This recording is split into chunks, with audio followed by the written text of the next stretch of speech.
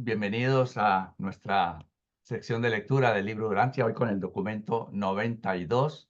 Y antes de proceder, entonces, vamos a dejar un momentito para que cada uno, allí donde esté, ponga esta reunión en manos de nuestro Padre.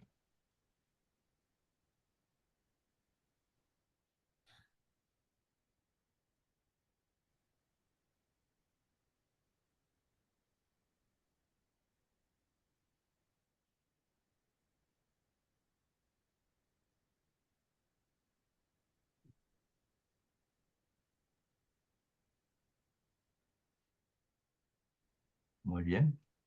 Pues entonces, para dar inicio, los dejo con Flor. Adelante, Flor. Muchas gracias, Carlitos. Buenas tardes.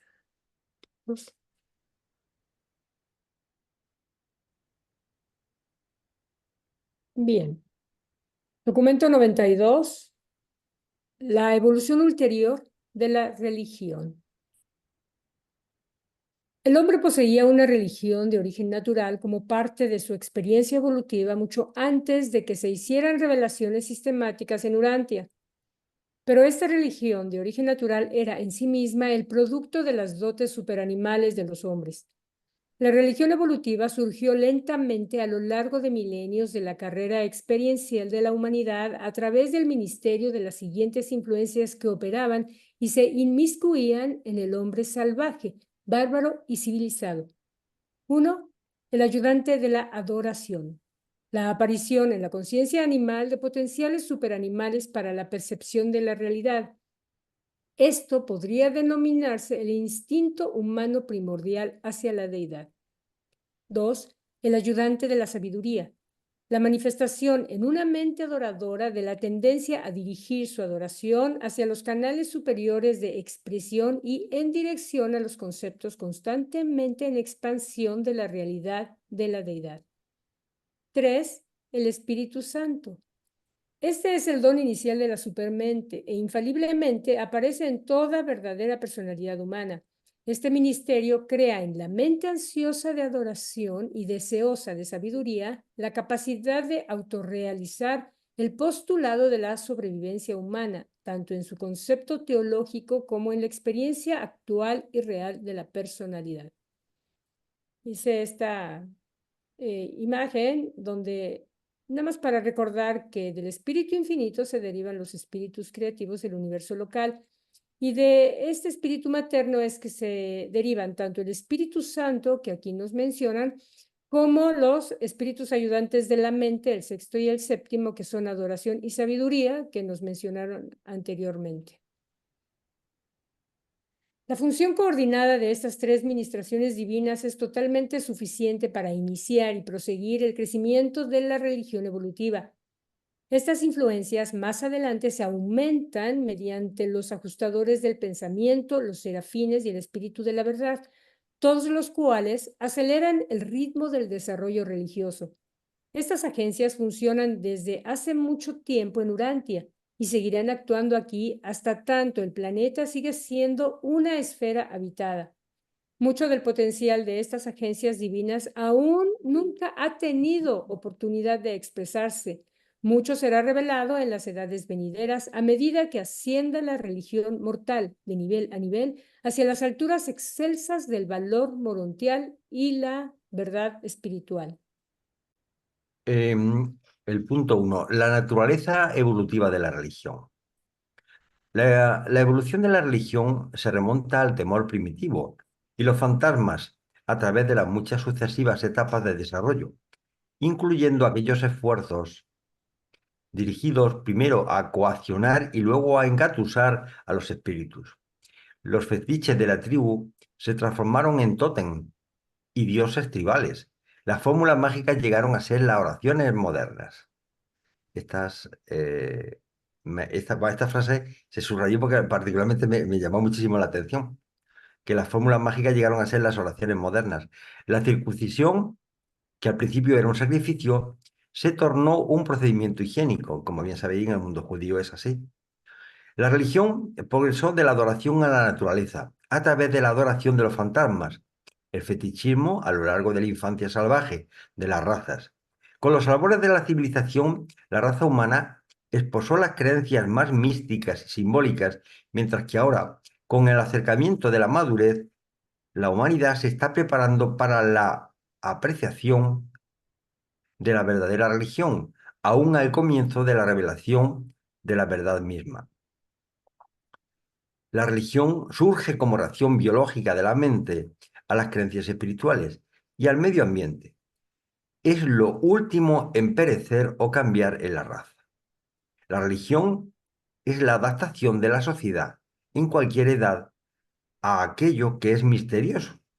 Como institución social comprenden ritos, símbolos, cultos, escrituras, altares, santuarios y templos, el agua bendita, las reliquias, los fetiches, los amuletos, las vestimentas, las campanas, los tambores y los sacerdocios son comunes a todas las religiones. Y es imposible divorciar enteramente la religión evolutiva pura de la magia o la hechicería. El misterio y el poder siempre han estimulado sentimientos y temores religiosos, mientras que la emoción por siempre ha funcionado como un condicionante y poderoso factor en su desarrollo. El temor siempre ha sido el estímulo religioso básico. El temor da forma a los dioses de la religión evolutiva y motiva el rito religioso de los creyentes primitivos. A medida que avanza la civilización, el temor se modifica por la reverencia, la admiración, el respeto y la simpatía, y luego es adicionalmente condicionado por el remordimiento y el arrepentimiento.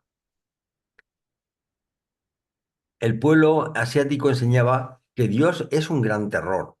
Esa es la consecuencia de la religión puramente evolutiva. Jesús, la revelación del tipo más elevado de vida religiosa, proclamó que Dios es amor. Realmente hay poco que comentar en estas escrituras porque son muy literales, pero es verdad que el temor es algo, fijaros que el temor es un sentimiento que no comparten los ángeles con nosotros, es decir, comparten muchísimos sentimientos y emociones, pero el temor y la sexualidad no la comparten. Pero es curioso que el temor, nosotros para los humanos es un algo realmente importante.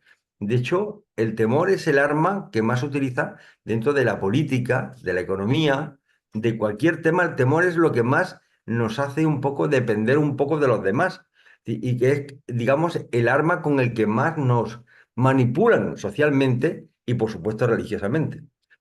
Efectivamente, esto de irse al infierno dentro del mundo católico siempre ha sido una máxima, todo el mundo lo sabemos. Pero no solamente pasa en el mundo católico, en el mundo judío pasa igual, en el mundo musulmán pasa igual, en las tres religiones monoteístas pasa igual.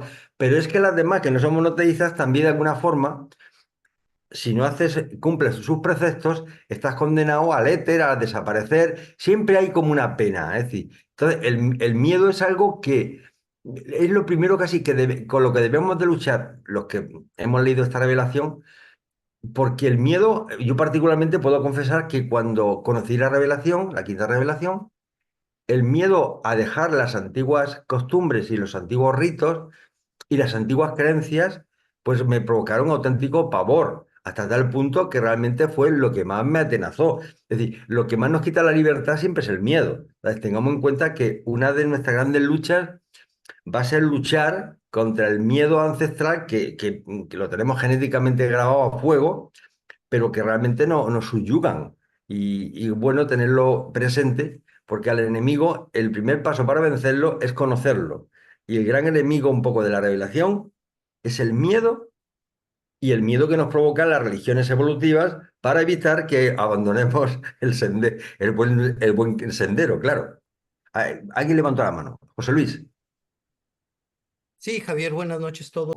Eh, Hablando del miedo, lo contrario al miedo es el amor y el miedo derivan todos los sentimientos humanos como la envidia, como el rencor, como la pereza, el orgullo, los celos, la desconfianza, la ira, la violencia, la ingratitud, la manipulación.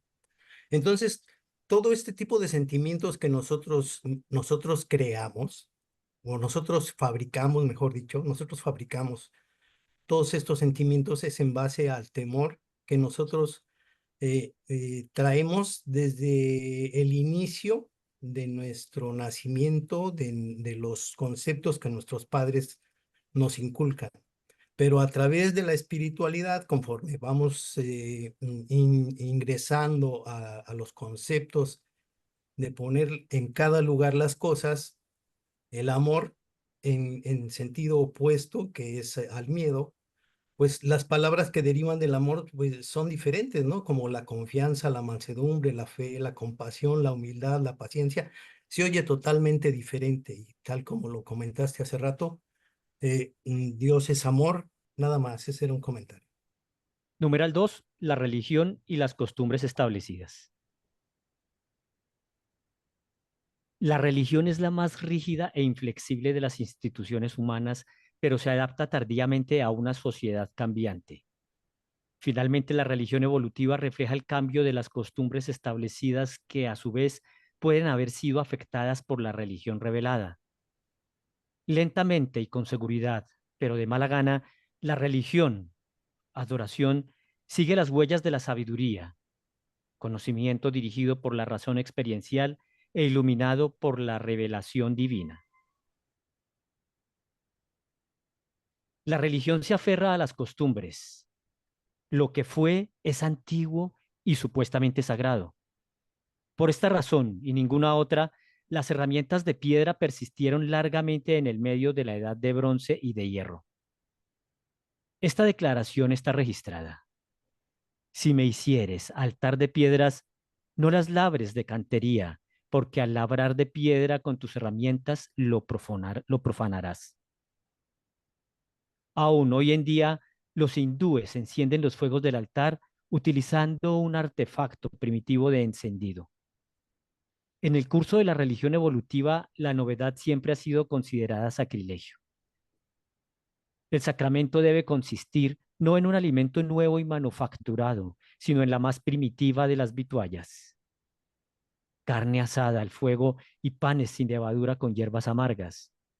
Todo tipo de uso social y aún los procedimientos legales que se aferran a las viejas formas.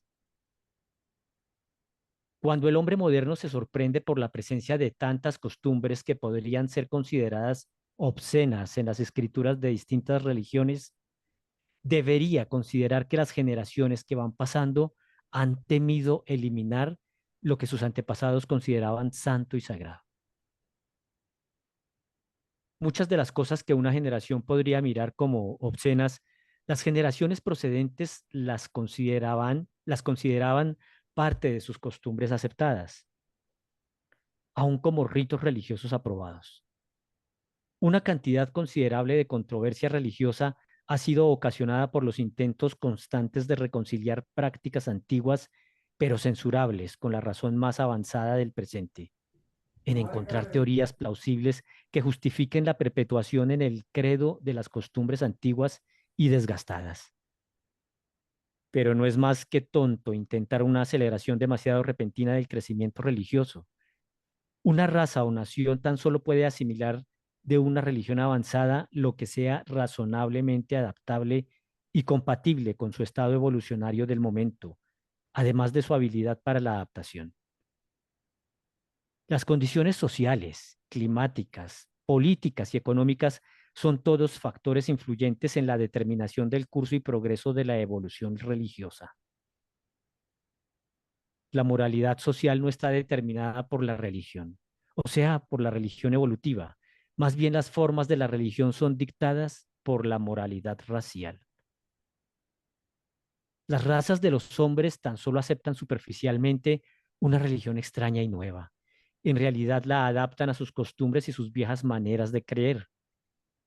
Esto está bien ilustrado en el ejemplo de cierta tribu de Nueva Zelanda, cuyos sacerdotes, después de aceptar nominalmente el cristianismo, profesaron haber recibido revelaciones directas de Gabriel, en el sentido de que esa misma tribu había sido nombrada el pueblo elegido por Dios y que por lo tanto podían continuar libremente con sus laxas relaciones sexuales del pasado y numerosas otras costumbres antiguas y censurables.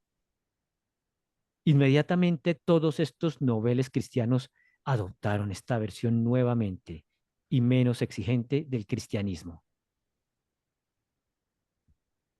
La religión ha sancionado en una u otra época todo tipo de conducta contraria e incoherente, y al mismo tiempo ha aprobado prácticamente todo lo que actualmente se considera inmoral o pecaminoso.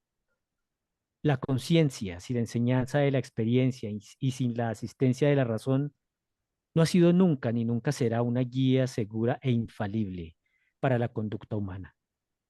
La conciencia no es una voz divina que habla al alma humana. Es meramente la suma total del contenido moral y ético de las costumbres de una determinada etapa de la existencia. Simplemente representa el ideal de reacción concebido por la humanidad ante un conjunto determinado de circunstancias. En esta lámina que tenemos aquí, se hace como un resumen de lo que, de acuerdo con el numeral, es conciencia. Dice que la conciencia representa la combinación del contenido moral y ético de las costumbres en una etapa de la vida, siendo el patrón ideal de respuesta ante situaciones concretas.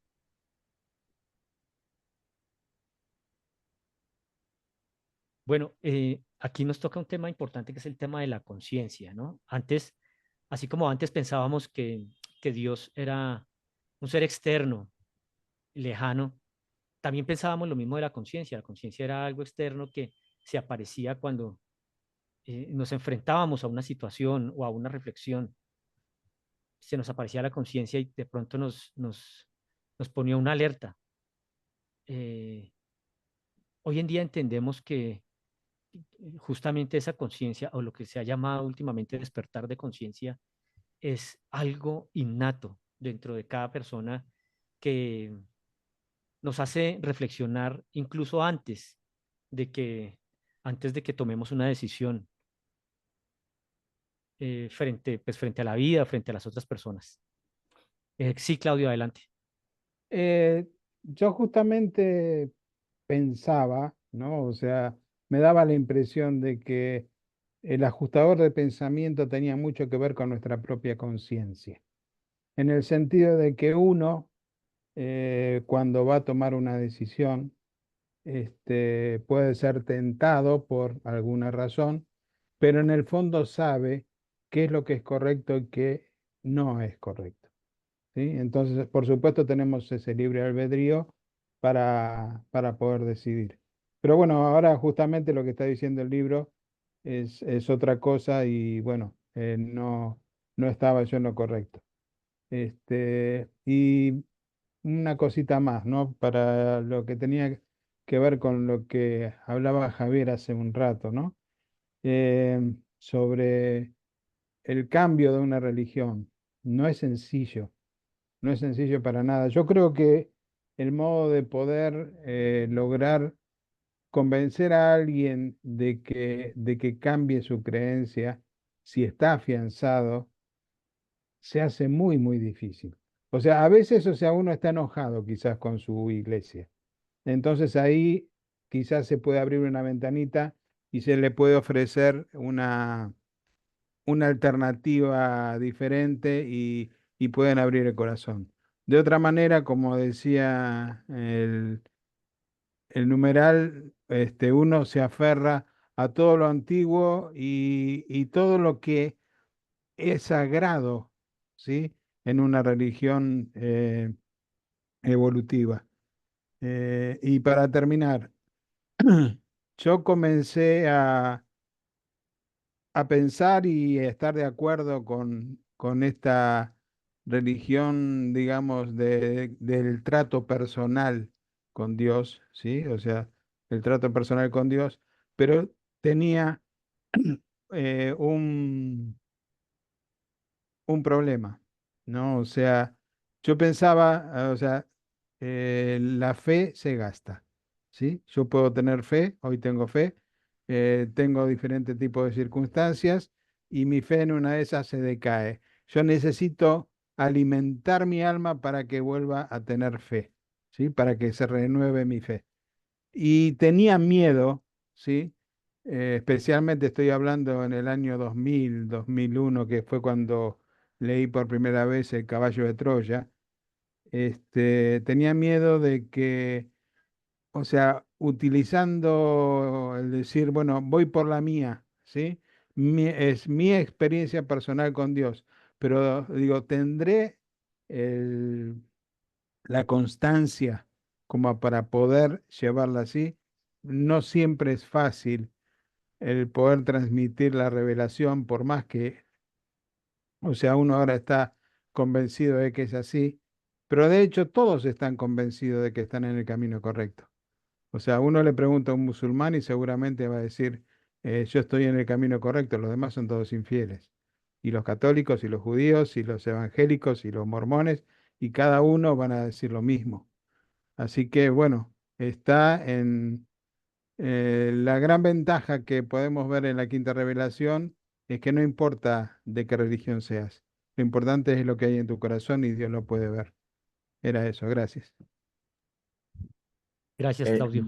yo, Luis, si me permite, me gustaría hacer también un pequeño comentario. Sí, sí. Una reflexión. Vamos a ver. Eh, el aspecto mental, el aspecto intelectual es evolutivo. Conforme pasa el tiempo vamos aprendiendo más cosas. Los científicos cada vez nos enseñan más cosas. Vamos aprendiendo más de astronomía, de ciencia, de medicina, de muchas cosas, muchos procesos mentales que van cambiando y cada vez, yo me acuerdo que desde que nací hasta ahora ha cambiado el mundo tanto que casi no lo reconozco. Pero es que, claro, uno dice, bueno, vale, la ciencia va cambiando y cada vez te salen teorías nuevas. Vale, uno de mis pilares se empieza a movilizar. Y luego dice uno la moral y la ética, pero es que la moral y la ética son también valores que son cambiantes, son evolutivos.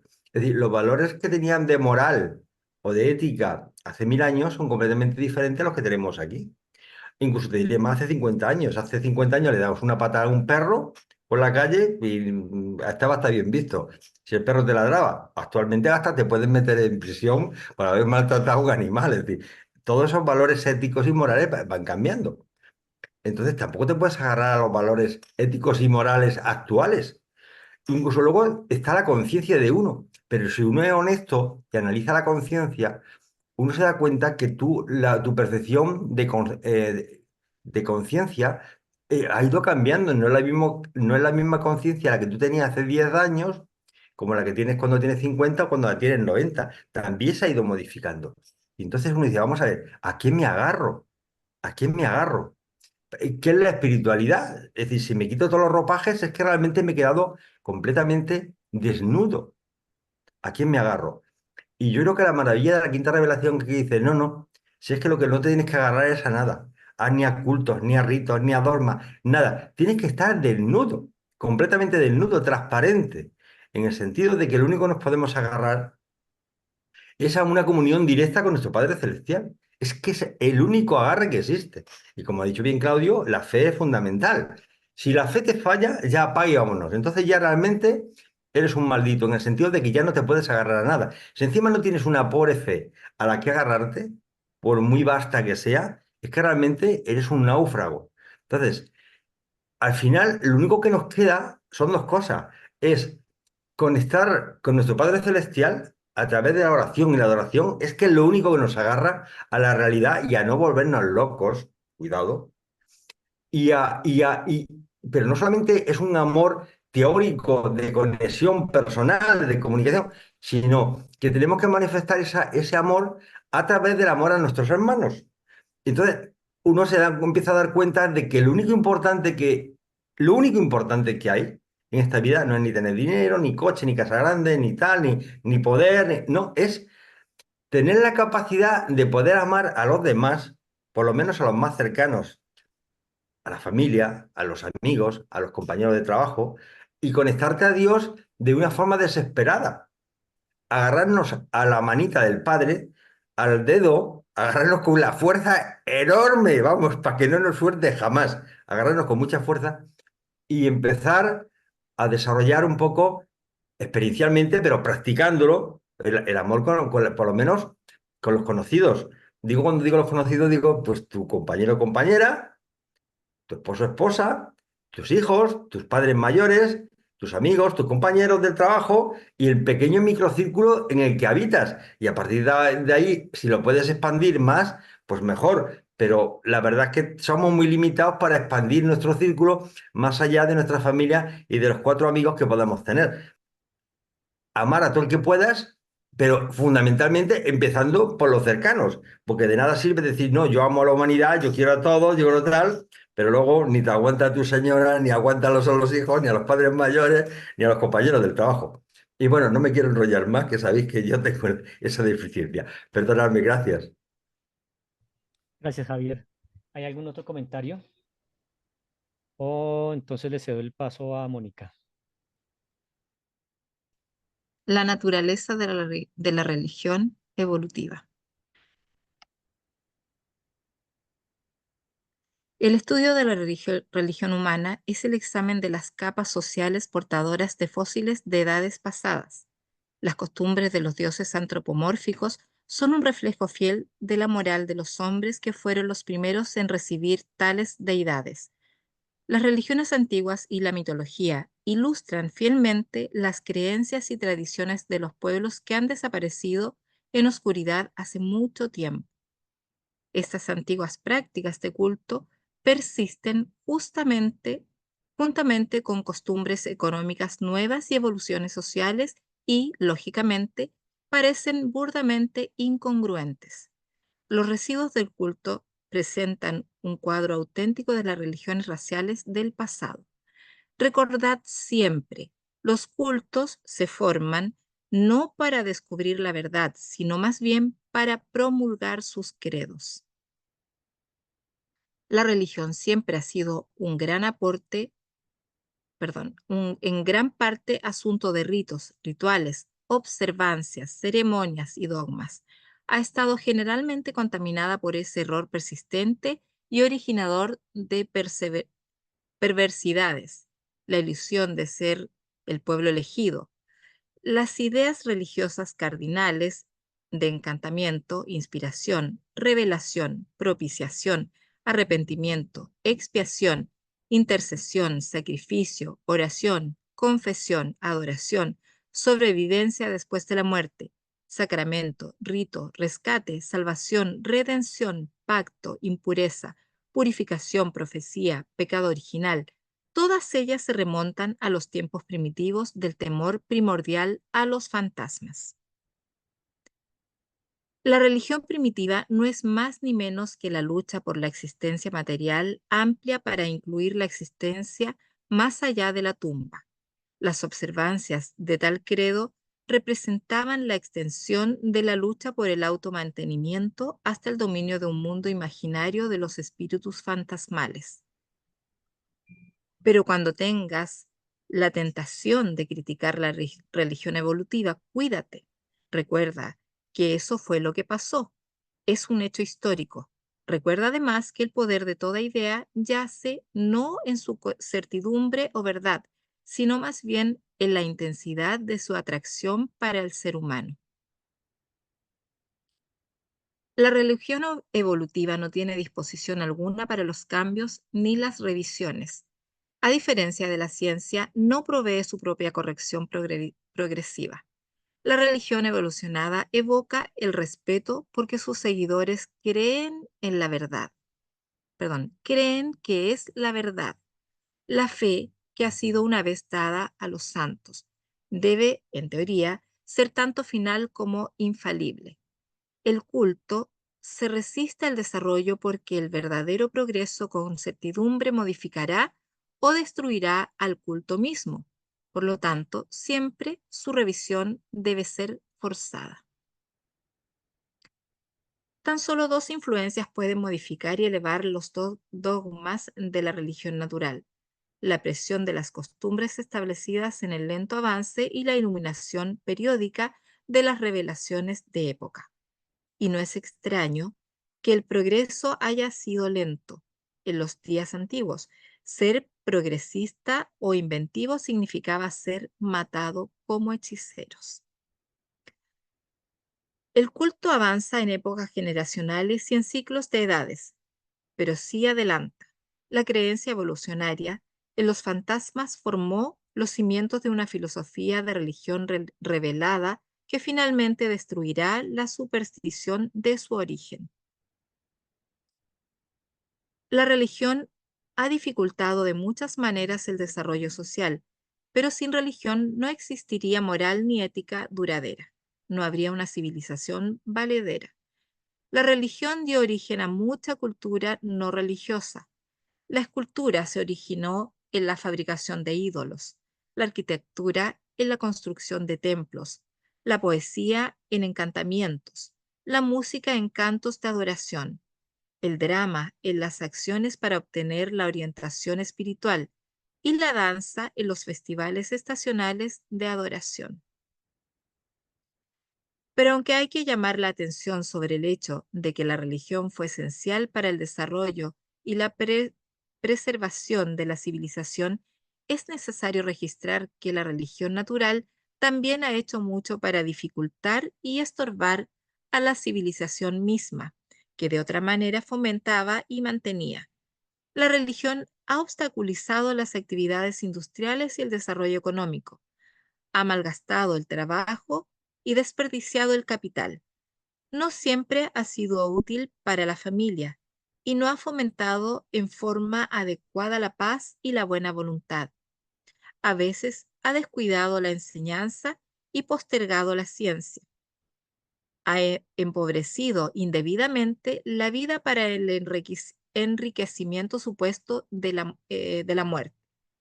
La religión evolutiva, la religión humana, en efecto, ha sido culpable de todas estas y muchas otras equivocaciones, errores y desaciertos. Sin embargo, ha mantenido la ética cultural, la moralidad civilizada, la coherencia social y ha hecho posible que la religión revelada más reciente compensara estos muchos defectos evolucionarios. La religión evolutiva ha sido la institución humana más cara, pero incomparable más eficaz. La religión humana puede ser justificada solamente a la luz de la civilización evolutiva. Si el hombre no fuera el producto ascendente de la evolución animal, entonces tal curso del desarrollo religioso no tendría justificación alguna. La religión facilitó la acumulación del capital, fomentó el trabajo de ciertos tipos. El tiempo libre del que gozaban los sacerdotes promovió el arte y el conocimiento.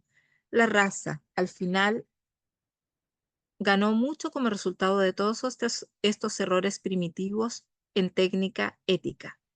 Los chamanes, tanto honestos como deshonestos, fueron enormemente costosos, pero valieron su costo. Las profecías académicas y la ciencia misma surgieron de los sacerdocios parasitarios. La religión fomentó la civilización y proveyó continuidad social. Ha sido la política moral de todos los tiempos. La religión proveyó la disciplina humana y el autocontrol que permitieron el advenimiento de la sabiduría. La religión es el flagelo eficiente de la evolución que impulsa sin compasión a la humanidad indolente y sufriente de un estado natural de inercia intelectual hacia adelante y hacia arriba, hasta los niveles más altos del raciocinio y la sabiduría. Esta sagrada herencia del ascenso animal, la religión evolutiva, debe continuar refinando y ennobleciéndose mediante la censura constante de la religión revelada y por el fuego apasionado de la ciencia genuina.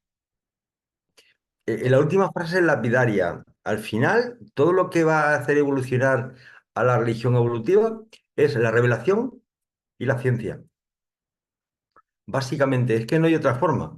Y entonces tenemos que ser sensibles a la ciencia, a cómo se evoluciona la ciencia y, por supuesto, al libro Durantia, porque no nos queda otro remedio. No obstante, como todos los valores son relativos, yo creo que en algún momento de nuestra existencia, cuando estemos pasadas las puertas de la muerte al otro sitio, de todo lo que nos ha acontecido en esta vida nos vamos a reír muchísimo. Yo creo que es algo, porque es un auténtico chiste. Cuando veamos la realidad que se nos presenta, esa realidad morontial que es preespiritual, realmente lo único que nos va, lo que se nos puede decir, echarnos a reír, porque hemos vivido una realidad tan sumamente mediatizada y pobre en el sentido de que hemos visto tan poco, que realmente bueno, pues nos llevamos esta experiencia. Seguramente esta experiencia es muy buena porque cuando colaboremos con el Ser Supremo, vamos a trabajar con unos hermanos que van a estar seguramente en condiciones incluso inferiores a las que no hemos encontrado nosotros actualmente. Con lo cual esta experiencia yo creo que es muy positiva, ¿eh? Creo, vamos. Bueno, vamos a compartir y vamos a seguir avanzando. Bueno, el don de la revelación. Dice que la revelación es evolutiva, pero siempre progresista. A través de las edades de la historia de un mundo, las revelaciones de la religión son cada vez más amplias y sucesivamente más esclarecedoras, con lo cual nos da a entender que seguramente va a haber más revelaciones que la que nosotros conocemos actualmente. Es misión de la revelación ordenar y censurar las sucesivas religiones de evolución. Pero si la revelación exalta y eleva las religiones de evolución, estas visitaciones divinas deben ilustrar enseñanzas que no estén demasiado alejadas del pensamiento y las reacciones de la edad en la cual se presenta. Por eso, la revelación debe siempre mantenerse en contacto con la evolución, y lo hace. Siempre la religión de revelación deberá limitarse por la capacidad del hombre para recibirla. Y esto es una realidad. La revelación que nosotros tenemos no es la revelación final, es decir, lo que nuestro Padre nos quiere contar, lo que vamos a vivir, digamos, la revelación actual, la quinta revelación, es un poco como, son los preámbulos. La realidad va a ser inmensa, va a ser gloriosa, pero se tiene que adaptar a nuestro conocimiento. De hecho, recuerdo que en la publicación inicial hubo varios documentos que los reveladores entregaron y que en un momento los reveladores los retiraron porque no estábamos preparados ni siquiera para poder entender esos documentos. Con lo cual, seguramente más adelante, no sé cuándo, pero vendrán otras revelaciones que ampliarán nuestra perspicacia y nuestra conciencia de una realidad que cuesta trabajo hasta imaginar. Pero aparte de la aparente conexión o derivaciones, las religiones de revelación siempre están caracterizadas por una creencia en una deidad de valor final y en el concepto de la sobrevivencia de la identidad de la personal después de la muerte. Lógicamente, si después de la muerte nadie nos vende nada, pues entonces realmente ¿para qué vamos a seguir cualquier tipo de religión? ¿Qué más me da? Si desaparece todo una vez que mueres. La religión evolutiva es sentimental, no es lógica. Es la reacción del hombre a la creencia de un mundo hipotético de espíritu fantasma, el reflejo de la creencia humana, provocado por la toma de conciencia y el temor a lo desconocido. La religión revelada es expuesta por el verdadero mundo espiritual, es la respuesta del cosmos superintelectual al hambre del ser mortal por creer en las deidades universales y confiar en ellas. La religión evolutiva ilustra los intentos tortuosos de la humanidad en búsqueda de verdad. La religión revelada es esa verdad misma. Ha habido muchos acontecimientos de revelación religiosa, pero solo 5 de significado de época. Estos fueron como sigue, que son los 5. Una es la enseñanza dalamatianas. El verdadero concepto de la primera fuente y centro fue promulgado por primera vez en Urantia por los 100 miembros, los 100 miembros corpóreos del séquito del príncipe Caligastia. Esta revelación de la vida en expansión duró más de 300.000 años, hasta que fue repentinamente interrumpida por la secesión planetaria y la ruptura del régimen de enseñanza. Excepto por el trabajo de Van, la influencia de la revelación dalamatiana prácticamente se perdió en todo el mundo. Aún los noditas habían olvidado esa verdad al tiempo de la llegada de Adán. De todos los que recibieron las enseñanzas de los 100, los hombres rojos las conservaron por más tiempo, pero la idea del gran espíritu no era sino un concepto nebuloso en la religión amerindia, cuando el contacto con el cristianismo lo aclaró y fortaleció grandemente. Bueno, ya sabéis que nuestros hermanos, los 100 de Galigastria, bueno, no eran tan hermanos porque, bueno, los hermanos pues son hijos de Dios también, pero vamos, que realmente ya sabéis cómo vinieron y la zona donde ellos se convivieron o compartieron su tiempo, lo tenéis aquí, os he hecho una representación. Está aquí, esta zona, el nivel del mar aumentó, ¿eh? Y aumentó y esta zona está cubierta de agua, lógicamente. Pero con modernas investigaciones a través de láser y de sonar, está descubriendo unas cantidades de edificaciones inmensas, enormes, que están bajo el mar. En algún momento hay unos programas que están buceando sobre esa zona precisamente para intentar documentar lo que hay debajo. Pero el día que tengamos bastante documentación, mayor documentación que la que tenemos, porque tenemos 4 fotografías nebulosas como la que tenéis aquí en la de en medio, pero cuando realmente tengamos mucha más información, seguramente descubriremos muchas más cosas que ahora mismo no están vetadas. Y en principio la ciudad de la Matiana debía tener el aspecto como se representa aquí en esta imagen, en este pictograma que hemos puesto aquí al lado. Bien.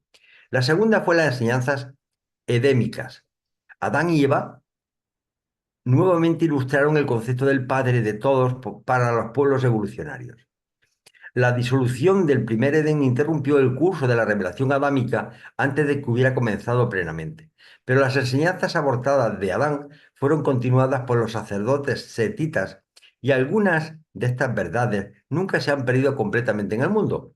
La entera tendencia de la evolución religiosa levantina fue modificada por la enseñanza de los setitas. Pero hacia el año 2500 antes de Jesucristo, la humanidad había perdido en gran parte de vista la revelación patrocinada en los días del Edén. Bueno, pues ya sabéis que el primer Edén está aquí en esta islita, que está aquí en medio del Mediterráneo, que curiosamente, fijaros que ahora mismo debe ser la edad, es Chipre, es que se me había olvidado el nombre. Chipre estaba unida por un istmo digamos, al continente, ¿no? Y ahora como subió el nivel del mar, pues realmente ha quedado una isla, pero entonces estaba unido. Ahí realmente sería bueno, de hecho está lleno de esculturas y de construcciones muy arcaicas que en algún momento las personas que tengan conocimiento del libro Urantia seguramente estarán muy interesadas en investigar a fondo lo que seguramente los restos que puedan quedar allí. Bien, la tercera fue la revelación de Melquisedec de Salem. Este hijo de urgencia de Nevadón inauguró la tercera revelación de la verdad en Urantia. Los preceptos cardinales de su enseñanza fueron confianza y fe, y enseñó la confianza en la beneficencia omnipotente de Dios y proclamó que la fe era el acto por el cual el hombre ganaba el favor de Dios.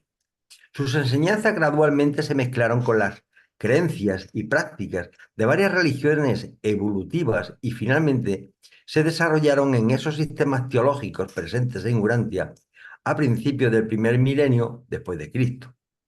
Acordaros que fue un poco la religión abrámica la que surgió un poco de las enseñanzas de Melquisedec.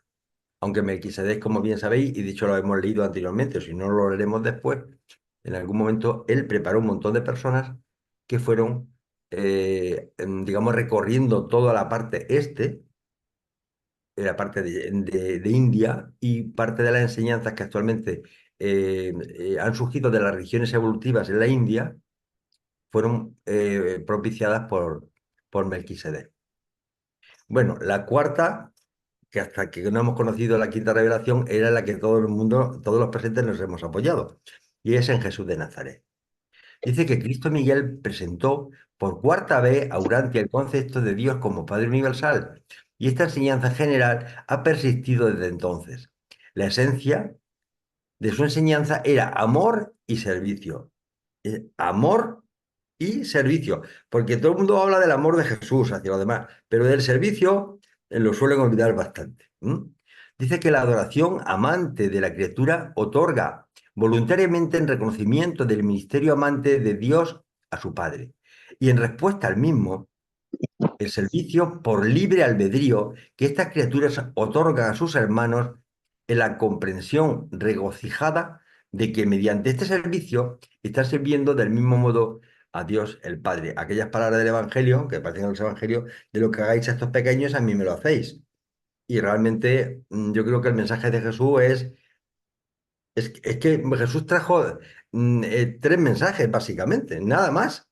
Es Dios Padre es el Padre de todos, somos hermanos, tenemos que amarnos como hermanos porque todos somos hermanos, independiente de la raza, del color y de la religión que cada uno profese, y busca la perfección porque nuestro Padre Celestial es perfecto y tenemos que ser perfectos como Él. Y se acabó. Esa es la revelación de Jesús, con muchos ejemplos, pero básicamente son los tres pilares. Bien, bueno, de Tierra Santa, pues no voy a contar nada, todo el mundo lo conoce, ¿no? Decía que he puesto unos dibujitos un poco para que os acordéis, ¿de acuerdo? Bien, y finalmente están los famosos los documentos de Urantia, que es lo que nos traen aquí. Dice que los documentos, de los cuales este es uno, constituyen la presentación más reciente de la verdad a los mortales de Urantia. Estos documentos difieren de todas las revelaciones previas, porque no son trabajos de una sola personalidad universal, sino una combinación de presentaciones de muchos seres. De hecho, recordad que cada uno de los documentos suelen estar firmados por personalidades diferentes. Pero ninguna revelación es completa hasta la que se obtiene cuando se llegue al Padre Universal. Esta es una revelación más, una aproximación más. Pero como bien nos recuerdan aquí, ninguna es completa hasta que no estemos en presencia del Padre Celestial. Todas las demás ministraciones celestiales no son más que parciales, transitorias y adaptadas prácticamente a las condiciones locales en el tiempo y en el espacio. Aunque estas administraciones puedan tal vez restar la fuerza y autoridad inmediatas a todas las revelaciones, ha llegado el momento en Urantia en que es aconsejable hacer estas declaraciones francas, aun a riesgo de debilitar la influencia futura y autoridad de esta. Las más recientes revelaciones de la verdad para las razas mortales de Urantia. Nos están diciendo, vamos a ver, esta revelación es la quinta revelación. Esto no es palabra de Dios, no hay que conservar esta revelación y cristalizarla como si fuera un libro de piedra. Tenemos que seguir evolucionando personalmente y como sociedad. Pero no podemos aferrarnos a la enseñanza del libro de Urantia y matarnos entre nosotros por quitar o poner una coma, que desgraciadamente está pasando, que estamos convirtiendo el libro de Urantia en una especie de pseudo-biblia. Y entonces cuando hablas con alguien y le cambias una coma o interpretas una palabra de una forma o de otra, pues automáticamente eres anatema, porque está en contra de... No, no, esto es una enseñanza y como cada uno somos seres singulares y tenemos una percepción singular, puesto a cada uno debe servir de forma diferente, pero lo que para mí significa una cosa a lo mejor no significa igualmente para ti. Y los valores que predica el libro de Urantia no son necesariamente los mismos para una persona que para otra. Y tenemos que ser sensibles en ese aspecto y abiertos para evitar que haya enfrentamiento, como se está produciendo en diferentes grupos urantianos, por interpretaciones personales del libro de Urantia. Y creo que una recomendación que aquí nos lo está diciendo, que tengamos cuidado, que ninguna revelación es completa.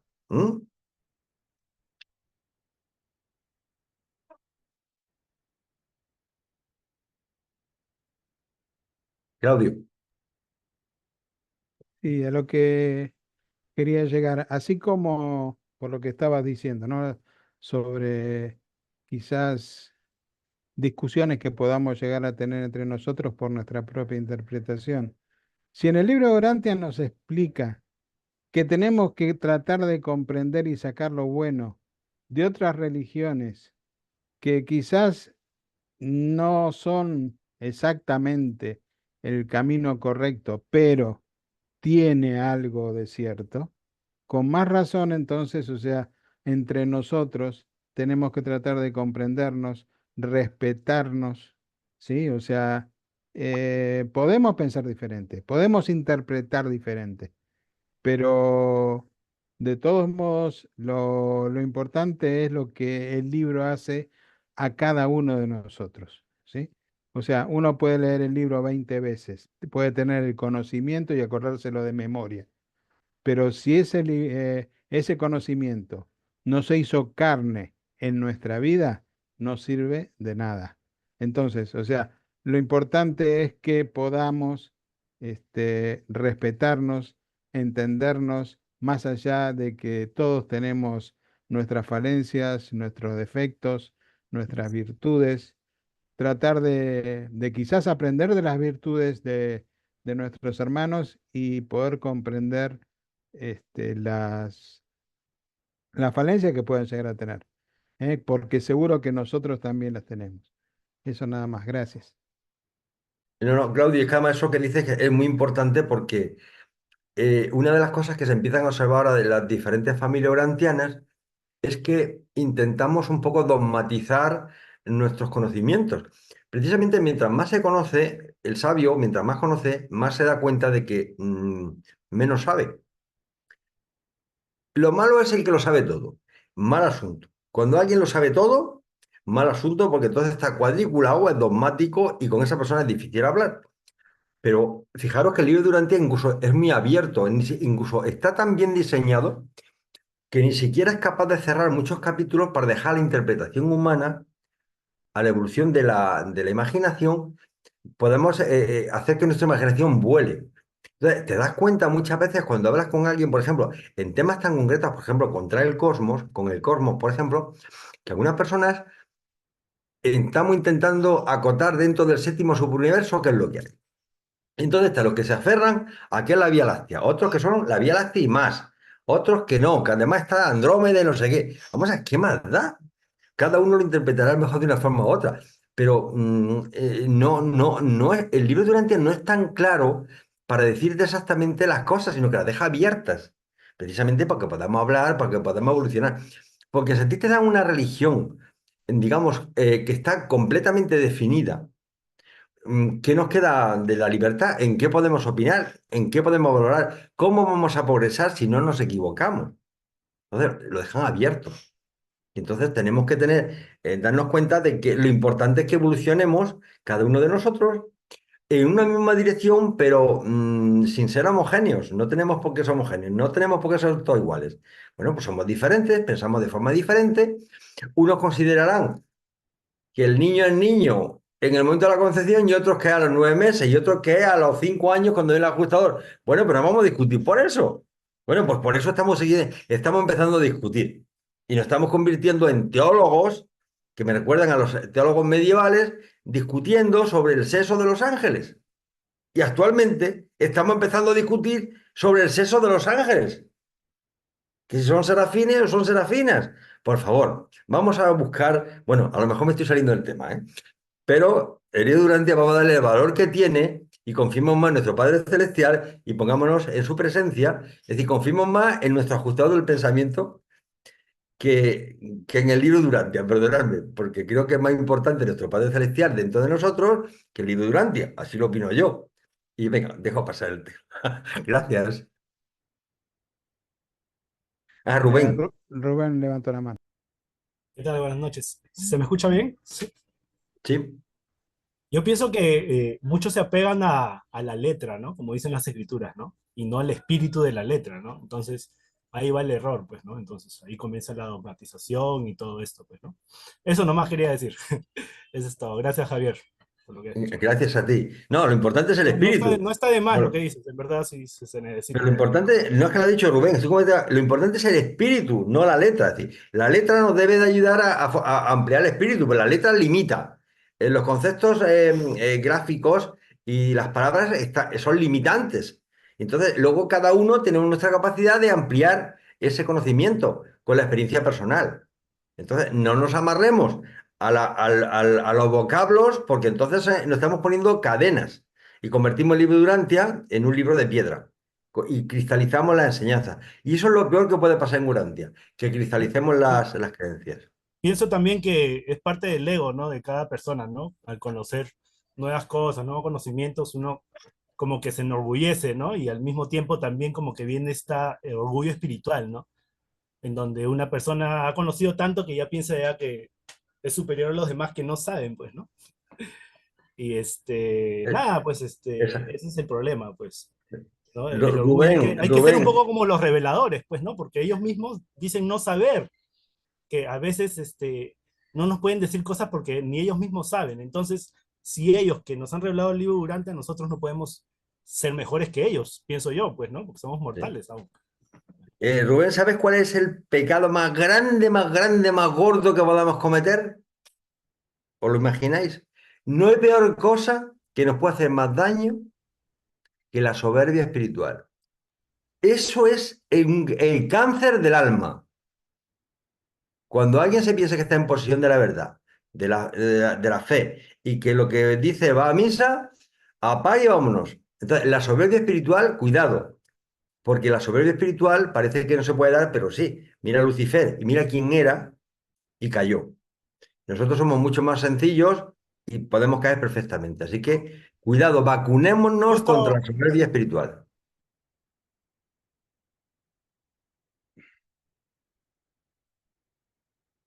Cinco, los grandes líderes religiosos. En la religión evolutiva, los dioses son concebidos como que existen a semejanza de la imagen del hombre. En la religión revelada, se enseña a los hombres que ellos son hijos de Dios, hechos en la imagen finita de la divinidad.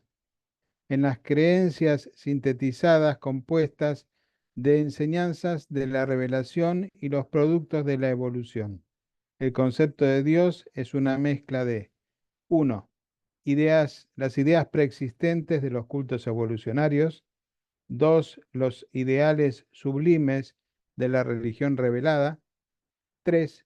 Los puntos de vista personales de los grandes líderes religiosos, profetas y maestros de la humanidad. La mayoría de las grandes épocas religiosas han sido inauguradas por la vida y la enseñanza de algunas personalidades sobresalientes. El liderazgo ha originado la mayoría de los movimientos morales notables de la historia. Los hombres siempre tuvieron tendencia a venerar al líder, aún a expensas de sus enseñanzas, a reverenciar su personalidad, aunque perdiendo de vista las verdades que proclamaba. Esto no es inmotivado. Existe un deseo instintivo en el corazón del hombre evolucionario por recibir ayuda del más allá y arriba. Este apetito tiene el objeto de anticipar la aparición en la Tierra del príncipe planetario y más tarde de los hijos materiales. En Urantia, el hombre ha sido privado de estos líderes y gobernantes sobrehumanos y por consiguiente trata constantemente de compensar su pérdida elevando a sus líderes humanos con leyendas que pertenecen al origen sobrenatural y a las carreras milagrosas. Muchas razas se han imaginado que sus líderes nacían de vírgenes. Sus carreras estaban generosamente salpicadas de episodios milagrosos y su retorno siempre se esperaba en cada grupo respectivo. En Asia Central aún esperan el retorno de Genghis Khan. En el Tíbet, China y la India de Buda. En el Islam de Mahoma. Entre los amerindios de Jesunaín o Namonalontón. Entre los hebreos en general se espera el retorno de Adán como gobernante material. En Babilonia, el dios Marduk fue la perpetuación de la leyenda de Adán. La idea del Hijo de Dios, el eslabón que vincula al hombre con Dios después de la aparición de Adán en la tierra, los así llamados hijos de Dios fueron frecuentemente en las razas del mundo. Pero aparte del respeto supersticioso que se les brinda frecuentemente, siguen siendo un hecho que estos maestros fueron los fulcros, o sea, los puntos de apoyo terrenales de la personalidad sobre las cuales dependían las palancas de la verdad revelada para el avance de la moralidad, la filosofía y la religión de la humanidad. Ha habido cientos y cientos de líderes religiosos en 1.000.000 de años de historia humana en Urantia, de Onagar a Gurú Nanak. Durante este tiempo ha habido muchos flujos y reflujos de la marea de la verdad religiosa y de la fe espiritual. y cada renacimiento de la religión urantiana en el pasado se ha identificado con la vida y enseñanzas de uno u otro líder religioso. Al considerar los maestros de las épocas recientes, es posible que resulte útil agruparlos en 7 eras religiosas, principalmente de la Urantia post-adánica. 1. El período setita. Los sacerdotes setitas, tal como se regeneraron bajo el liderazgo de Amosad, se tomaron los grandes maestros posadánicos. Funcionaron a lo largo y a lo ancho de las tierras de los anditas y su influencia persistió más prolongadamente entre los griegos, sumerios e hindúes. Entre los últimos continuaron hasta el presente como brahmines de la fe hindú. Los setitas y sus seguidores nunca perdieron enteramente el concepto de la Trinidad revelado por Adán. 2. La era de los misioneros Melquisedec. La religión de Urantia fue regenerada considerablemente por los esfuerzos de esos maestros que fueron comisionados por Maquiventa Melquisedec, quien vivió y enseñó en Salem, casi 2000 años antes de Jesucristo. Estos misioneros proclamaron la fe como precio del favor de Dios, y sus enseñanzas, aunque no produjeron religiones que apareciesen inmediatamente, formaron, sin embargo, los cimientos sobre los cuales construirían las religiones de Urantia los más recientes maestros de la verdad. 3. La era después de Melquisedec. Aunque Amenemope y Clantón ambos enseñaron en este periodo el genio religioso sobresaliente de la era post-Melquisedec, fue un líder de un grupo de beduinos levantinos y fundador de la religión hebrea. Moisés enseñó el monoteísmo. Dijo: oye Israel, el Señor nuestro Dios es. El Señor nuestro Dios, el Señor es uno es. El Señor, Él es Dios. No hay otro fuera de Él. Intentó persistentemente desarraigar los vestigios del culto de los fantasmas de su pueblo, llegando hasta a prescribir la pena de muerte para sus practicantes. El monoteísmo de Moisés fue adulterado por sus sucesores, pero en tiempos más recientes volvieron a muchas de sus enseñanzas. La grandeza de Moisés yace en su sabiduría y sagacidad. Otros hombres han tenido conceptos más grandes de Dios, pero ningún hombre consiguió nunca inducir a tanta gente a adoptar creencias tan avanzadas. 4. El siglo VI antes de Cristo. Muchos hombres surgieron para proclamar la verdad de uno de los más grandes siglos del despertar religioso, jamás presenciado en Urantia. Entre estos podemos mencionar a Gautama, Confucio, Lao Tse, Zoroastro y los maestros jainistas. Las enseñanzas de Gautama se han difundido ampliamente en Asia, y es reverenciado como Buda por millones. Confucio fue para la moralidad china lo que Platón fue para la filosofía griega. Y aunque hubo repercusiones religiosas en las enseñanzas de ambos, en términos estrictos, ninguno de los dos fue un maestro religioso. Lao Tse visualizó más a Dios en Tao que lo que hizo Confucio en la humanidad o Platón en el idealismo.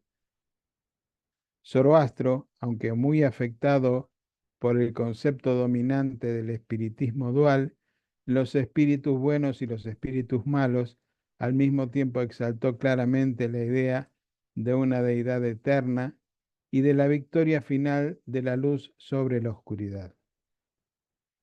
5. El primer siglo después de Cristo.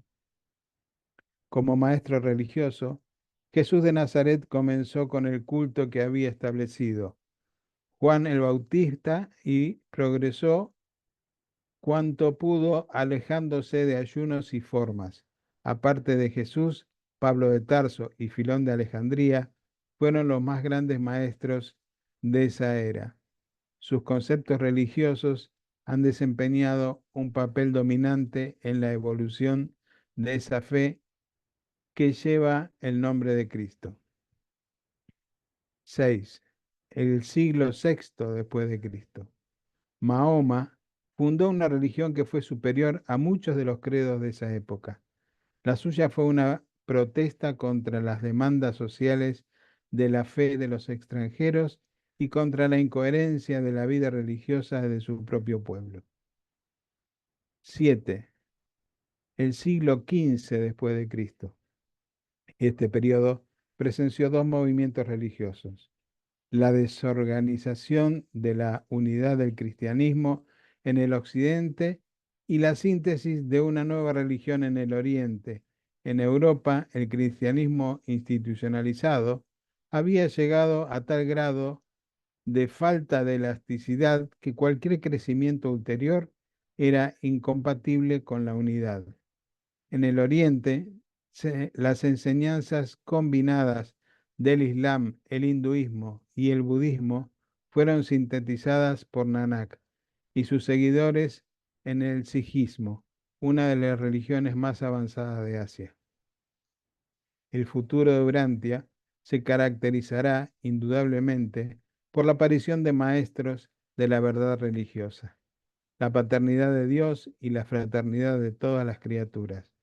Pero es de esperar que los esfuerzos ardientes y sinceros de estos futuros profetas se dirijan menos hacia el fortalecimiento de las barreras interreligiosas y más hacia el aumento de la fraternidad religiosa, de la adoración espiritual entre los muchos seguidores de las distintas teologías intelectuales que tanto caracterizan a Urantia de Satania.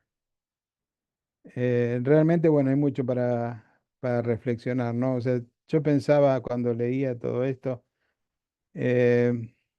cuántos líderes han pasado a lo largo de la historia, cuántos embusteros han pasado también a lo largo de la historia y cuántos de esos líderes eran honestos. Uno puede pensar en una palabra que decía Jesús, ¿no? O sea, dejar que la hierba crezca, que el trigo se va a diferenciar de lo que es la mala hierba, ¿no? Porque uno, o sea, a veces no puede pluralizar y decir que todo es malo, pero sin lugar a dudas, y lo vivimos en el presente, hay muchos líderes religiosos que son prácticamente embusteros y otros que trabajan, digamos, de una manera honesta y creen realmente en lo que están haciendo. Entonces está, bueno, en nosotros también el poderlos respetar y bueno, y todo esto tiene por delante bastante para, para madurar, ¿no? O sea, que nosotros podamos a través de esta revelación poder ser una ayuda. No sé si ser uno de esos profetas del que habla el escrito, pero poder ser un granito de arena en el desierto, pero eso va a ayudar a que esto pueda propagarse. ¿Alguien quiera aclarar algo más? Javier, te veo Bueno, que... pues unas palabrillas más, ya que me ha tocado, me han nombrado. Vamos a ver, yo os voy a poner un ejemplo para que os deis cuenta de que las personas, todas las personas tenemos una necesidad imperiosa de querer en algo más allá que nos trascienda. Bueno, yo tengo periódicamente comidas con amigos que, al ser ingenieros, pues nos juntamos a hablar de nuestros temas, ¿no? De electrónica, de computación, de inteligencia artificial, que está muy de moda ahora y muchas cosas. De uno, pues intenta derivar un poco la conversación un poco hacia los temas un poco más trascendentes. Ellos no se dejan al principio, siguen todavía anclados en sus cosas, en la robótica y tal. Al final yo lo voy llevando al camino un poco del cosmos. Y bueno, pues ese cosmos, esa inmensidad, eso que vemos cuando salimos por la noche y lo que conocemos, alguien lo ha debido crear, ¿no? Entonces alguien apunta, bueno, es que la teoría del Big Bang, digo, no, no me habla de la teoría del Big Bang, que eso ya está tan sumamente desacreditada que no merece la pena que perdamos el tiempo. Estamos hablando entre personas, entre técnicos honestos que sabemos de lo que hablamos, no de tonterías, ¿eh? Entonces, claro, empezamos a divagar, cada uno empieza a contar sus cosas y tal. Entonces, al final, le digo, pero vamos a ver, yo sé que tú no crees. Bueno, no crees, no crees en ese Dios que te han pintado ahí señor mayor con barba, con un triangulito y con una paloma, ¿no? Ni crees en el Dios judío. Bueno, tú no crees en los dioses que actualmente no están, muestran las diferentes religiones, ¿de acuerdo? Pero alguien ha debido hacer esto, ¿no? O no, o esto se ha hecho solo. Lo de hacerse solo cuesta mucho trabajo porque cuesta trabajo hasta explicarlo. Porque si alguien me dice, no, se ha hecho solo, digo, explícamelo. ¿Cómo de la nada puede salir algo? Bueno, explícamelo. Entonces, cuando ellos empiezan a darle vuelta a la cabeza, ateos convencidos, que dicen, yo soy ateo, no creo en nada, bueno, tiene que haber una fuerza, algo, una entidad, algo inteligente que sea capaz de conceptuar todo esto y de crearlo con las leyes físicas y matemáticas y todo. Digo, ah, sí, digo, ¿y cómo le llamarías a eso? No, de luego, Dios no es. Digo, bueno, vamos a ponerle otro nombre. ¿Te parece que le llamamos la fuente centro primera? Ah, pues muy gracioso. Esa frase me gusta. La fuente centro primera. Y yo mentalmente pienso, digo, mira, otro urantiano que no lo sabe. Es decir, que al final ni los ateos son ateos, todo el mundo creemos en algo. Lo que pasa es que nos da miedo lo que conocemos. Y entonces intentamos racionalizar el tema con una entidad que no queremos ni siquiera ponerle, además, no la califican, porque además hace muy bien, porque a Dios es incalificado, con lo cual me parece bien. Y que al final hay menos ateos de los que dicen ser ateos. La espiritualidad es una necesidad imperiosa del ser humano. Y sin esa espiritualidad, reconocida o no reconocida, el ser humano se suicida. Se quita en medio. No encuentra sentido a la vida ni a la existencia. Bueno, no sé cómo es. Es una anécdota que me pasó hace ya algún tiempo. Hermanitos, buenas tardes.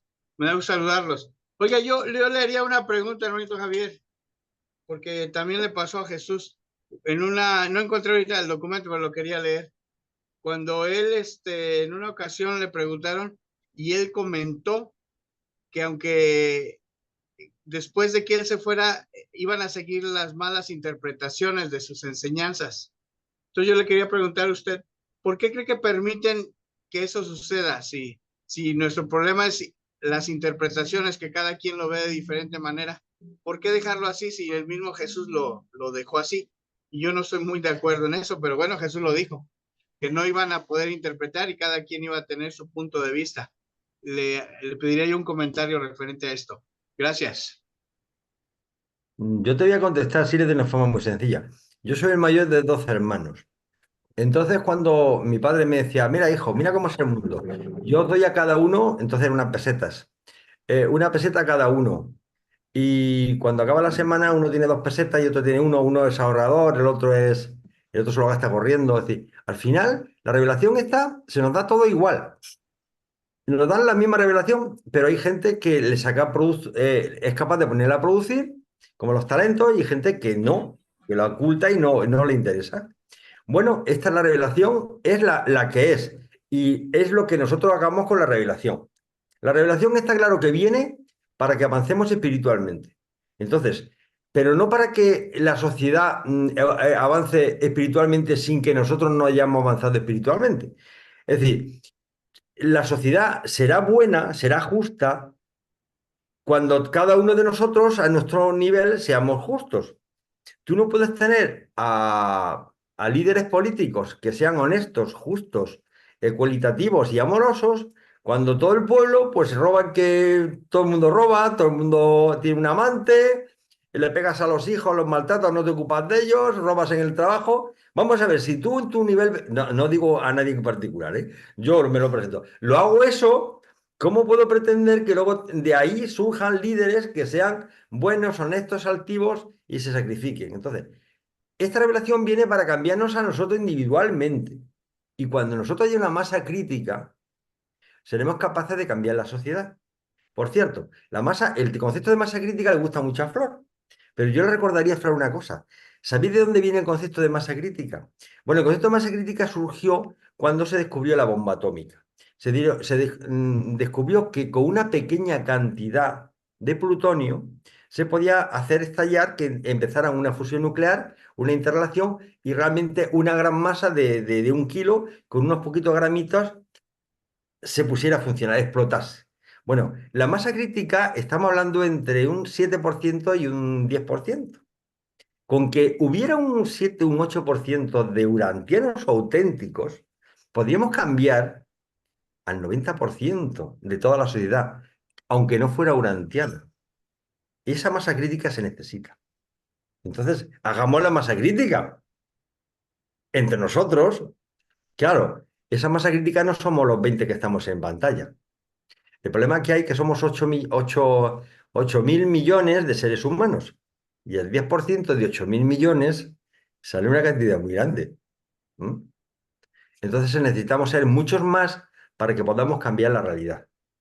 Y entonces el libro de Urantia se convertirá en una realidad viviente. Pero es viviente porque nosotros la vivimos, la ponemos en práctica y la ejecutamos en nuestra familia y en nuestro entorno. Si no, no sirve para nada. El libro Urantia, si no lo pone en práctica, es un papel mojado. No vale para nada. Es mi opinión, ¿eh? Claudio. Una cosita quería agregar. Em, Miremos el ejemplo, justamente lo dice acá en este numeral, ¿no? O sea, de Pablo de Tarso y de Filón de Alejandría. Pablo de Tarso podemos decir que prácticamente cambió las cosas, casi prostituyó la religión para mezclarse con otras creencias, pero así todo evolucionó. Filón de Alejandría estaba mucho más cerrado en la enseñanza de Jesús, pero prácticamente desapareció. O sea, no llegó a tener un crecimiento suficiente como para poder llegar al día de hoy. Más allá de todos los errores que puede llegar a tener la Iglesia Católica, de todas las barbaridades que quizás ha realizado a través de los siglos y especialmente en la Edad Media y demás, es el día de hoy que todavía existe y es el día de hoy que todavía hay cristianos y es el día de hoy que hay gente que sabe que hace 2000 años hubo un hombre, ¿sí? Que dejó una enseñanza que, según ellos, o sea, vino a morir por nosotros, o sea, nosotros sabemos que no es esa la razón, pero no importa. Pero hoy hay cristianos, ¿sí? Entonces, o sea, uno puede decir, ¿y por qué lo permitió? Por alguna razón. Por alguna razón tuvo que ser y entendamos que lo que Dios conoce, ¿sí? O llamémoslo como nuestro Dios, nuestro Padre Micael, conoce, va mucho más allá de nuestra propia capacidad. Es eso y bueno, muchas gracias. Las religiones compuestas. Dice que las religiones del siglo XX en Urantia ofrecen un interesante estudio de la evolución social del impulso humano hacia la adoración. Muchas fes han progresado muy poco desde los días del culto de los fantasmas. Los pigmeos de África no tienen reacciones religiosas como clase, aunque algunos de ellos creen un poco en el medio ambiente espiritual. Están hoy donde se halla el hombre primitivo cuando empezó la evolución de la religión. La creencia básica de la religión primitiva era la sobrevivencia después de la muerte. La idea de adorar a un Dios personal indica un avance de desarrollo evolucionario, aún la primera etapa de la revelación. Los Dayak han evolucionado solo las prácticas religiosas más primitivas. Los esquimales y los amerindios, comparativamente recientes, tienen un concepto muy escaso de Dios. Creían en los fantasmas y tenían una idea muy poco definida de la supervivencia de algún tipo después de la muerte. Los australianos nativos de hoy día tan solo tienen temor a los fantasmas, miedo a la oscuridad y una veneración burda a los antepasados. Los zulúes recién están desarrollando una religión de temor a los fantasmas y sacrificios. Muchas tribus africanas, excepto donde hubo trabajo misionero de los cristianos y mahometanos, no han pasado todavía la etapa del fetichismo en su evolución religiosa. Pero algunos grupos han mantenido desde hace mucho la idea del monoteísmo, como por ejemplo los antiguos tracios, que también creían en la inmortalidad. Bueno, cuando yo leí lo de Tracio no sabía. La Tracia está aquí. Está debajo de Rumanía, entre Rumanía, Bulgaria y Turquía. ¿De acuerdo? Ahí está, al lado del Mar Negro. Esos son los tracios. Eran unos guerreros impenitentes, por cierto. En Urantia, la religión evolutiva y la religión revelada están progresando lado a lado mientras se mezclan y combinan en los sistemas teológicos diversificados que se encuentran en el mundo en las épocas de presentación de estos documentos. Estas religiones, las religiones del siglo XX en Urantia, pueden ser enumeradas como sigue. Bueno, el primero está el hinduismo, que es la más antigua, luego está la religión hebrea, el budismo, las enseñanzas de Confucio, las creencias taoístas, el zoroastrismo, el sintoísmo, el sintoísmo está en Japón, el jainismo, en la India básicamente, el cristianismo, el islam y el sijismo, que es la más reciente. De hecho, sobre el sijismo deberíamos de profundizar, porque nos dicen en el libro Durante que es una de las religiones que más se acercan a la quinta revelación. Sería bueno. Las religiones más avanzadas de los tiempos antiguos fueron el judaísmo y el hinduismo, y cada una respectivamente ha influido grandemente sobre el curso del desarrollo religioso en el Oriente y en el Occidente. Tanto los hindúes como los hebreos creían que sus religiones eran inspiradas y reveladas, y creían que todas las demás eran formas decadentes de la fe verdadera. La India se divide entre los hindúes, los mahometanos y los jainistas. Si vierais a los jainistas os sorprendería. Viven en templos en medio de la selva, completamente desnudos, se cubren todo el cuerpo de cenizas y viven prácticamente con de los desperdicios y mezclando la comida y tal. Es una religión que es sumamente llamativa. Tuve la suerte o la desgracia de encontrarme cuando estuve en el segundo viaje a la India y conocerlos en algunos templos. China sigue las enseñanzas taoístas y confucionistas. El sintoísmo se reverencia en Japón. Las grandes fes interraciales son la hebraica, budista, cristiana e islámica. El budismo se extiende de Ceilán a Birmania a través del Tíbet y China hasta el Japón. Ha demostrado una adaptabilidad a las costumbres de muchos pueblos que ha sido igualmente que han sido igualadas tan solo por el cristianismo. Una representación de la cantidad de diferentes simbologías de religiones, pero os adelanto que estas son las más importantes, pero actualmente están catalogadas más de 3.000 religiones en el mundo. La religión hebrea comprende la transición filosófica del politeísmo al monoteísmo. Es un eslabón evolucionario entre las religiones de evolución y las religiones de revelación. Los hebreos fueron el único pueblo occidental que siguió a sus dioses evolucionarios primitivos directamente hasta el dios de la revelación. Pero esta verdad nunca fue ampliamente aceptada hasta los días de Isaías, que nuevamente enseñó la idea mezclada de la deidad racial combinada con un creador universal. Oh Señor de las huestes, Dios de Israel, tú eres Dios, aún tú solo, tú hiciste el cielo y la tierra. En cierto momento la esperanza de la sobrevivencia y de la civilización occidental yacía en los sublimes conceptos hebraicos de la bondad y los avanzados conceptos helénicos de la belleza. La religión cristiana es la religión sobre la vida y enseñanzas de Cristo basada en la teología del judaísmo, modificada ulteriormente a través de la asimilación de ciertas enseñanzas zoroástricas y de la filosofía griega, y formulada principalmente por 3 individuos, que fue Filón, Pedro y Pablo. ha pasado a través de muchas fases de evolución desde los tiempos de Pablo y se ha vuelto tan completamente occidentalizada que muchos pueblos no europeos naturalmente consideran el cristianismo una extraña revelación de un extraño Dios para extraños. El Islam es el concepto religioso cultural de África del Norte, el Levante y el sudeste de Asia. Fue la teología judía en relación con las enseñanzas más recientes cristianas a las que hizo que el Islam fuera monoteísta. Los seguidores de Mahoma tropezaron con las enseñanzas avanzadas sobre la Trinidad. No pudieron comprender la doctrina de las tres personalidades divinas y de una deidad. Bueno, eso también nos cuesta a nosotros entenderlo. Siempre es difícil introducir a la mente en evolución a que acepte repentinamente una verdad revelada avanzada. El hombre es una criatura evolutiva y en general debe recibir su religión mediante métodos evolutivos.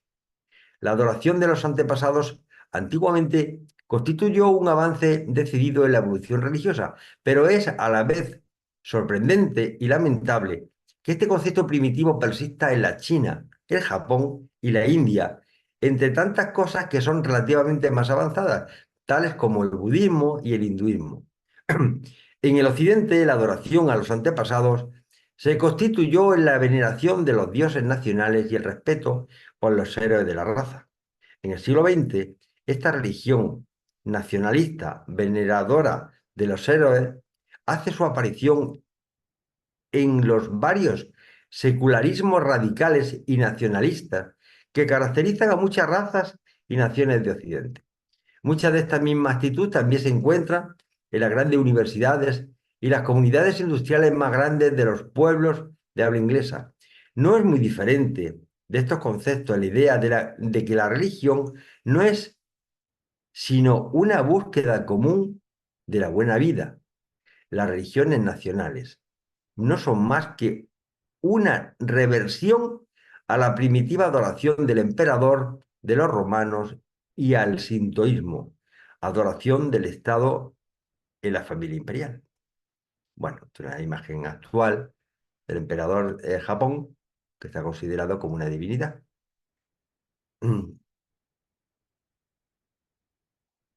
¿Alguna aclaración o pregunta? Pues continuamos. La evolución ulterior de la religión. La religión no puede volverse nunca un hecho científico. La filosofía sí puede descansar sobre una base científica, pero la religión seguirá por siempre evolutiva o revelada o una combinación posible de ambas, tal como ocurre en el mundo de hoy día. No se pueden inventar nuevas religiones. Estas pueden evolucionar o son reveladas repentinamente. Todas las nuevas religiones evolutivas son meramente expresiones avanzadas de viejas creencias, nuevas adaptaciones y nuevos ajustes. Lo viejo no cesa de existir, está fundido con lo nuevo, aún como el sijismo floreció y creció de las semillas y formas del hinduismo, budismo, islam y otros cultos contemporáneos. La religión primitiva era muy democrática. El salvaje rápidamente prestaba o pedía prestado. Solo con la religión revelada apareció el egocentrismo teológico, autocrático e intolerante. Las muchas religiones de Urantia son todas buenas en cuanto llevan al hombre hacia Dios y traen la comprensión del Padre al hombre. Es un error para cualquier grupo de religiosos concebir que su credo sea la verdad. Esa actitud habla más de arrogancia teológica que de certidumbre en la fe. No existe religión en Urantia que no pueda aprovechar el estudio y asimilar lo mejor de las verdades contenidas en cada una de las otras fes, porque todas contienen verdades. Los religiosos harían mejor en pedir prestado lo mejor de la fe espiritual viva de sus vecinos en vez de denunciar lo peor de las supersticiones y los ritos desgastados. Todas las religiones han surgido como resultado de la respuesta variable intelectual del hombre a su idéntica guía espiritual.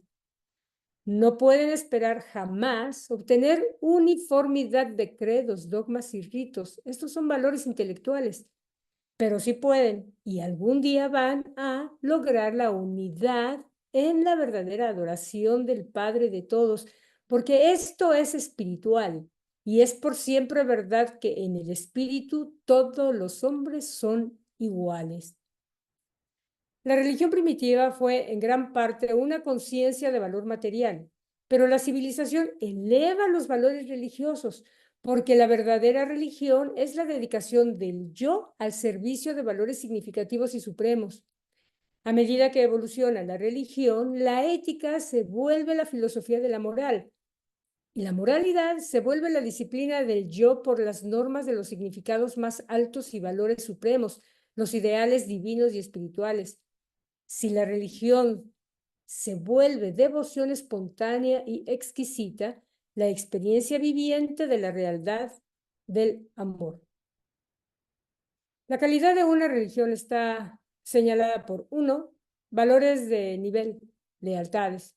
2, profundidad de significados, la sensibilización del individuo a la apreciación idealista de esos valores más elevados.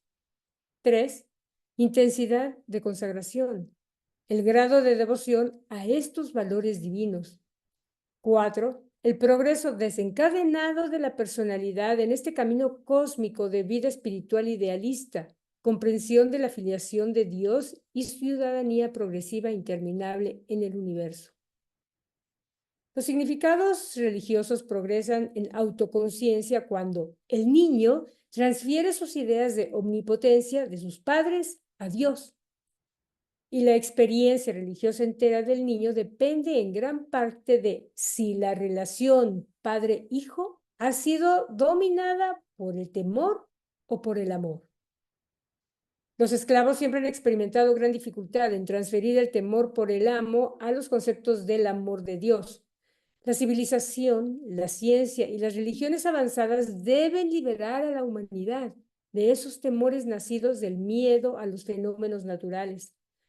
Así también un mayor esclarecimiento debería liberar a los mortales instruidos en toda dependencia de intermediarios en la comunión con la deidad.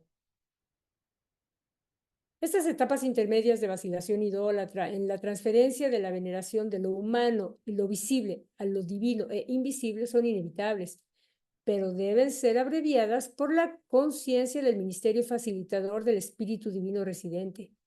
Sin embargo, el hombre ha sido profundamente influido no solo por sus conceptos sobre la deidad, sino también por el carácter de los héroes a los que ha elegido honrar. Es muy triste que aquellos que han venido para venerar al divino Cristo resucitado dejaron de ver al hombre, al héroe valiente y valeroso Josué ben José. El hombre moderno es adecuadamente autoconsciente de la religión, pero sus costumbres de adoración son confusas y están desacreditadas por su metamorfosis social acelerada y sus desarrollos científicos sin precedentes. Los hombres y mujeres que razonan quieren redefinir la religión y esta demanda obligará a la religión a reevaluarse a sí misma. El hombre moderno se enfrenta con la tarea de hacer más adaptaciones de los valores humanos en una generación de lo que hubo a hacer en 2000 años. Y todo ello influye sobre la actitud social hacia la religión, porque la religión es una forma de vida, así como una técnica de pensamiento. La verdadera religión debe ser siempre y al mismo tiempo el cimiento eterno y la estrella guiadora de toda civilización duradera. Este hermoso documento fue presentado por un Melquisedec de Nevadón y la lectura de hoy estuvo a cargo de Javier Martínez, Luis Fontecha, Mónica Maldonado, Claudio Fernández y una servidora, Flor Robles. Creo que está bien claro lo que nos dicen los reveladores, o sea, o lo entendemos y si no hay que volver a leerlo varias veces porque creo que hay mucho ahí, hay mucha tela para cortar. Y Javier, te paso la palabra porque yo sé que a ti te encanta explicar. No, bueno, ya porque me lo has dicho tú, ¿eh? No por otra cosa. Bueno, como es verdad que quitáis mucho tiempo entre Carlos y tú, la verdad es que, bueno, pero ya que me dejáis un ratito, os comento, creo que hay una enseñanza aquí importante y es que la figura del padre es importantísima. Desgraciadamente, sabéis vosotros que muchos niños y niñas pues nacen en ambientes donde realmente pues carecen de padre. O tienen un padre realmente un patriarcado demasiado duro. Hay digamos, una influencia demasiado negativa del padre hacia sus hijos, que conceptúa una persona dura de carácter, que castiga. Y claro, cuando a un hijo le dices que le pones el modelo del padre, dirá, mira, ponme cualquier otro modelo, pero el de mi padre no, porque nos abandonó cuando teníamos 1 año, o me está pegando toda la vida hasta que me marché de casa, o era un drogadicto, o era borracho. Entonces, claro, incluso yo recuerdo que incluso en cierta ocasión unos buenos amigos me dijo, me hubiera gustado más que la figura de Dios se hubiera presentado siempre como si fuera una mujer. Y tienen su razón, efectivamente. Siempre ha habido muchísima más amor, entrega, mucha más misericordia de las madres hacia los hijos que de los padres. Y es una enseñanza que deberíamos de aprender y es importante. Y otra segunda reflexión rapidísima, y es que es importante hablar, consensuar con otros grupos religiosos. Creo que de las reuniones con otros grupos religiosos se aprende mucho. Se aprende porque empezamos a ver que no hay grandes disparidad ni diferencia. Hay diferencias en los ritos, en las culturas, en las formas de entender un poco el ritual social, pero cuando profundizas en la parte importante, estamos todos de acuerdo. Y yo creo que la única forma de que podamos entendernos y consigamos una religión única a nivel planetario tiene que empezar por el diálogo entre los diferentes grupos y filosofías religiosas. Porque si no es así, difícilmente vamos a conseguir nada. Os diré más, lo tenemos todo perdido. Porque urantianos, ¿cuántos somos? Contados con los dedos de una mano, como suele decirse. Porque si tú ves la magnitud de los musulmanes, de los católicos, de los hindúes y de los de 1000 grupos que hay por ahí, pues es que realmente son mayoría. Es decir, si tú te peleas con alguien que es mayoría, pues vas a perder. Entonces, lo mejor no es pelearse, es consensuar, llegar a acuerdos y ponernos de acuerdo en muchos temas y entonces podemos seguir avanzando.